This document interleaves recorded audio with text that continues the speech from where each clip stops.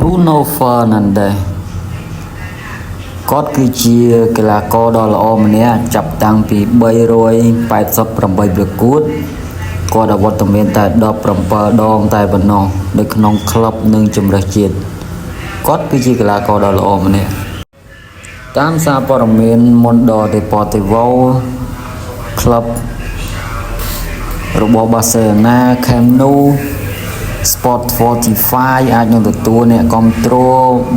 45,000 នាក់នៅថ្ងៃច័ន្ទនេះការប្រកួតទល់ជាមួយនឹង Alaves នៅថ្ងៃទី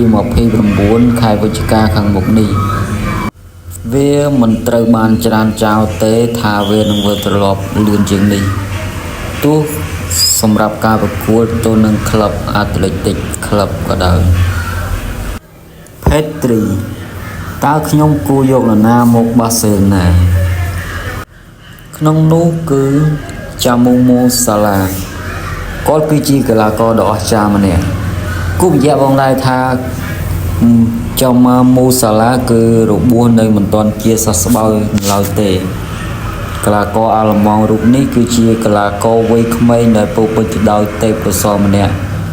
ដែលនៅថ្នាក់អនាគតគេនឹងធ្វើបានល្អហើយ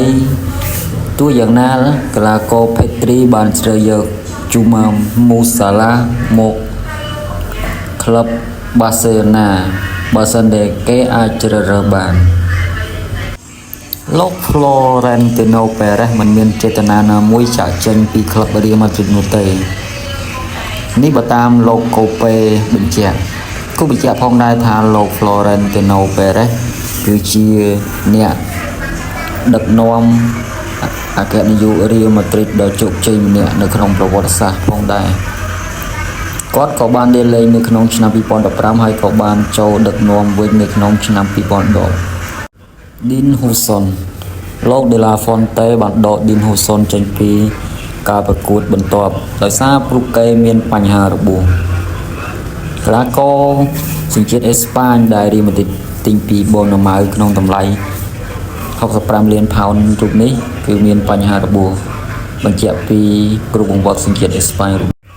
បញ្ជីឈ្មោះកីឡាករក្នុងលីកទាំង5របស់អឺរ៉ុបដែលមានការគ្រប់គ្រងបាល់លើស50ដងនិងការឈ្នះប្រកួតលើស50ដងថែមទាំងស្ទាក់បាល់បាន25ដងនោះគឺ Moises Caicedo គូបញ្ជាក់ផងដែរថា Caicedo គឺជាកីឡាកររបស់ Chelsea ដែលទិញពី Brighton ក្នុងតម្លៃ115លានផោននេះគឺជាការប្រកួតរបស់កីឡាករទាំង3ដែលរកបាន400គ្រាប់និងអាយុខុសៗគ្នាទី1នោះគឺ Kylian Mbappé រកបាន400គ្រាប់នៅអាយុ26ឆ្នាំនិង326ថ្ងៃក្នុងចំណោម537ប្រកួតទី2នោះគឺ Lionel Messi ដែលរកបាន400គ្រាប់នៅអាយុ27ឆ្នាំនិង95ថ្ងៃចំនួនប្រកួតនោះគឺ527ប្រកួតចំណែកទី3នោះគឺ Cristiano Ronaldo ដែលរកបាន400គ្រាប់នៅក្នុងអាយុ28ឆ្នាំ